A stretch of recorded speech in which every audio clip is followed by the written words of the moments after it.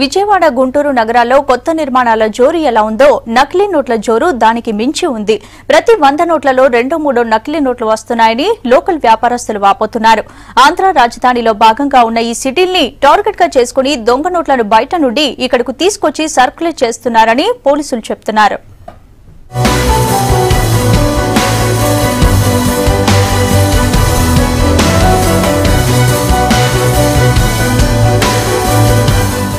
గుంటూరు విజయవాడ నగరాల్లోని ప్రజలు 500, 1000 రూపాయల నోట్లంటేనే భయపడుతున్నారు. ఏది అసలు ఏది నకిలీనో తెలుసుకోలేనంతగా నకిలీ నోట్ల చలామణి అవుతున్నాయంటున్నారు. దీనికి కారణాలు కూడా ఉన్నాయి. ఈ సిటీలో భారీ స్థాయిలో నిర్మాణాలు చేపడుతుండడంతో వ్యాపార లావాదేవీలు విపరీతంగా పెరిగాయి. లావాదేవీలు పెరగడం అంటే డబ్బు సర్క్యులేషన్ కూడా బాగా పెరిగినట్టు లెక్క.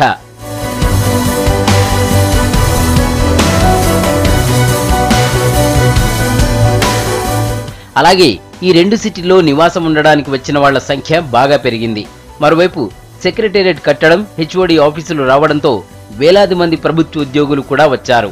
దీంతో డబ్బు చలామణి బాగా ఎక్కువైంది. ఒక్కసారిగా పెద్ద మొత్తాల్లో డబ్బులు చేతులు మారుతూ ఉండడంతో దొంగ నోట్లకు గేట్లు తెరిచినట్టయింది. ముఖ్యంగా శని, ఆదివారాల్లో రద్దీ ఎక్కువగా ఉండడంతో ఈజీగా డబ్బు సర్క్యులేట్ చేస్తున్నారని అంటున్నారు. మనకేంటంటే సాటర్డేస్ అండ్ సండేస్ మనం అన్ని క్యాష్ చూసుకొని పెట్టుకోవడానికి కొంచెం టైం పడుతుంది. సో అది కొంచెం రష్ ఎక్కువ ఉంటుంది ఆ 2 డేస్లో. ఆ 2 డేస్లో రష్ ఎక్కువ ఉన్నప్పుడు మనకి 1-2 అలా ఈ మధ్యన కొంచెం బాగా వస్తున్నాయి. ఇంతకు ముందు అయితే ఏం లేవు, ఈ మధ్యన కొంచెం 2-3 మంత్స్ నుంచి బాగా వస్తున్నాయి. గుర్తించలేని స్థాయిలో నకిలీ నోట్లు ఉంటున్నాయి. మెషిన్లు కూడా వీటిని గుర్తించలేకపోతున్నాయని అంటున్నారు. వేల రూపాయలు ఖర్చు పెట్టి ఈ మెషిన్లను కొనుగోలు చేసినా వీటిని సైతం ఏమార్చే స్థాయిలో నోట్లు వస్తున్నాయని చెప్తున్నారు. అంతా బాగానే ఉంది, మంచి నోట్లే కదా అని బ్యాంకుకు తీసుకుని వెళ్తే నకిలీ నోట్ అంటూ ఏరి పారేస్తున్నారు. దొంగ నోట్లు రోజు ఒకటి అలా వస్తూనే ఉన్నాయి.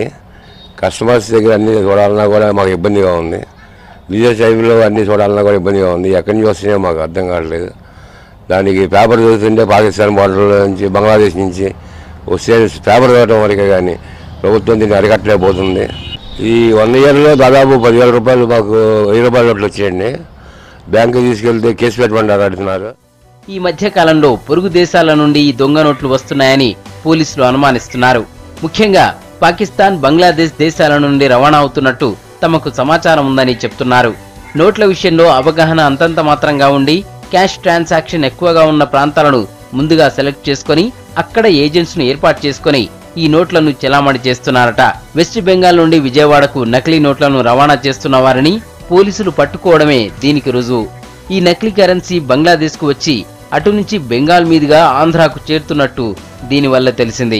వెహికల్ చెకింగ్ చేస్తుండగా ఇద్దరు అనుమానితంగా తిరుగుతూ ఉండగా వాళ్ళని ఆపి వాళ్ళు చెక్ చేస్తే వాళ్ళ వద్ద 5 లక్షల రూపాయలు ఫేక్ కరెన్సీ దొరికింది.